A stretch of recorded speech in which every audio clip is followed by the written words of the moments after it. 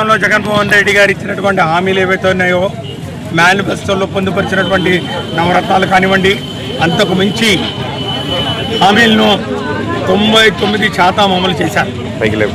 ఎందుకంటే మేనిఫెస్టో అంటే జగన్మోహన్ రెడ్డి గారి యొక్క ఆలోచనలో అది ఒక పవిత్ర గ్రంథం, ఒక బైబిల్, ఒక ఖురాన్, ఒక భగవద్గీత అని చెప్పి ఒక నమ్మకం ఈ రాష్ట్ర ప్రజలకు కలిగించారు. కాబట్టి మేనిఫెస్టోలో ఎవరైనా ఏదైనా పొందుపరిస్తే అమలు చేస్తారు జగన్మోహన్ రెడ్డి లాగా అని చెప్పి ఈ రాష్ట్రంలో ఉన్న 500 కోట్ల ప్రజలు నమ్మారు. అది చంద్రబాబు నాయుడు గారు కూటమి ప్రభుత్వం బాగా అర్థం చేసుకుంటారు. మేనిఫెస్టో అంటే కంపల్సరీగా ప్రజలు నమ్ముతారు, మేనిఫెస్టోలో ఏదైనా పెడితే ప్రజలు దానిని నమ్మి మరి ఈరోజు గుడ్డిగా మనకు మద్దతు తెలుపుతారని చెప్పి కల్లిబొల్లి ఆచరణ సాధ్యం కాని హామీలు గుప్పించి మేనిఫెస్టో తయారు చేశారు. మేనిఫెస్టో తయారు చేసి 50 సంవత్సరాలు నిండిన మహిళలందరికీ, బీసీలకు, ఎస్సీలకు, ఎస్టీలకు, మైనారిటీలకు పింఛన్ ఇస్తామన్నారు, అందులో పొందుపరిచారు. పెట్రోల్ ధరలు పెంచమన్నారు, అందులో పొందుపరిచారు. నిరుద్యోగ వృత్తి ఇస్తామన్నారు, సూపర్ 6 3,000 రూపాయలు నెలకు. తల్లికి వందనం 15,000 రూపాయలు ఇస్తామన్నారు. గ్యాస్ సిలిండర్లు 3 ఇస్తామన్నారు. రైతాంగానికి 20,000 రూపాయలు ఇస్తామన్నారు. ఏ ఒక్క హామీ కూడా అమలు చేయకుండా 2 సంవత్సరాలు గడిచిపోయినాయి. రైతాంగం పూర్తిగా కుదలైపోయినటువంటి పరిస్థితి. మద్దతు ధర లేక, గిట్టుబాటు ధర లేక పండించిన పంట ఏం చేసుకోవాలి అర్థం కాక రోడ్డు మీద పడ్డారు రైతులు. నిరుద్యోగ యువత ఉద్యోగాలు కల్పిస్తామని చెప్పిన మాట నమ్మి ఓట్లు వేస్తే ఈరోజు 20 లక్షల ఉద్యోగాలు ఇస్తామని చెప్తా ఉన్నారు. ఆడిచ్చిన ఉద్యోగాలు ఎవరికి ఇచ్చారు?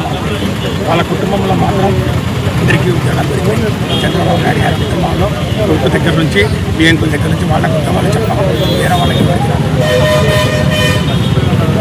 హామీలన్నీ కూడా దాఖలు చేశారు. గ్యారంటీ బోర్డు ఇచ్చారు.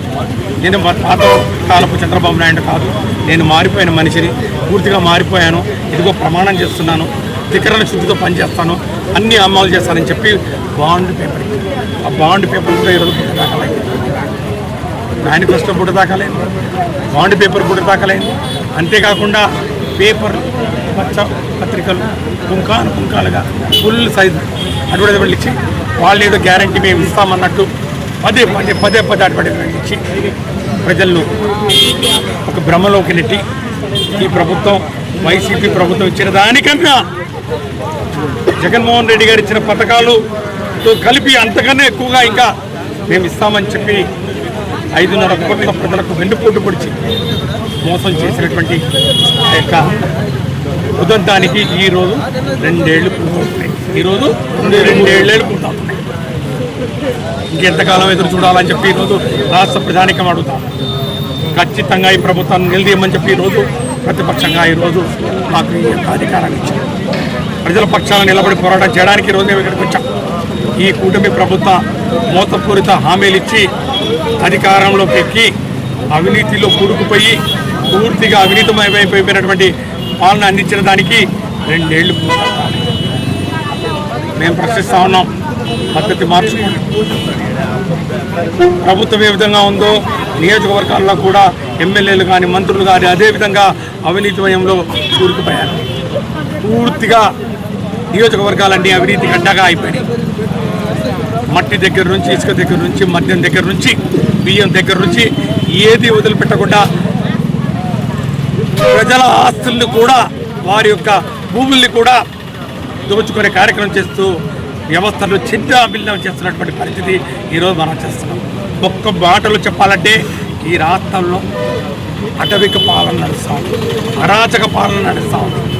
ఈరోజు ఈ యొక్క ప్రభుత్వం పూర్తిగా గాడి తప్పింది. వ్యవస్థలు ఛిన్నాభిన్నమైపోయినాయి. ఖచ్చితంగా ఒకవేళ వ్యవస్థలోకి రీకాల్ అనేది ఏదైనా ఉంటే ఖచ్చితంగా దానికి ఓటింగ్ తిరిగితే ఈ ప్రభుత్వాన్ని దించడానికి మొత్తం 90% మంది ఓటర్లు ఓటు వేయడానికి సిద్ధంగా ఉన్నారని చెప్పి కూడా ఈ సందర్భంగా నేను మనవి చేస్తూ ఉన్నాను. ఈరోజు మేము ఈ యొక్క అవినీతి పరిపాలనకు 2 ఏళ్ళు పూర్తయిన సందర్భంగా వాళ్ళు ఇచ్చిన మేనిఫెస్టోకు విలువ లేదు, చెత్తపుట్టలో చేశారు. వాళ్ళు ఇచ్చినటువంటి బాండ్ పేపర్లకు విలువ లేదు, చెత్తపుట్టలు వేశారు. పచ్చపత్రికలు పుంకాను పుంకాలుగా రాసినటువంటి ఆ యొక్క అడ్వర్టైజ్మెంట్ వ్యాసాలకు విలువ లేదు. వాటన్నిటినీ కూడా ఈరోజు రాష్ట్ర ప్రజలు దేనికి ఉపయోగం తగలబెట్టండి, చించేయండి అని చెప్పినటువంటి పరిస్థితి ఈరోజు నెలకొనుంది. మేము పోరాటం చేస్తాం, రైతాంగం పక్షాన పోరాటం చేస్తాం, విద్యార్థుల పక్షాన పోరాటం చేస్తాం, నిరుద్యోగ యువత పక్షాన పోరాటం చేస్తాం, మహిళల పక్షాన పోరాటం చేస్తాం. ఈ సమాజంలో అట్టడుగు వర్గాల వారికి ఎవరికి కూడా న్యాయం జరగలేదు ఇప్పటి వరకు. వారు ఇచ్చిన హామీలన్నీ కూడా అమలు చేసి లేకపోతే దిగిపోండి, మళ్ళా ప్రజా తీర్పు కోరడని చెప్పి మేము డిమాండ్ చేస్తూ ఈ ప్రభుత్వాన్ని వెంబడే బర్తరఫ్ చేయాలని చెప్పి ప్రభుత్వాన్ని, కేంద్ర ప్రభుత్వాన్ని, గవర్నర్ గారిని డిమాండ్ చేస్తాం.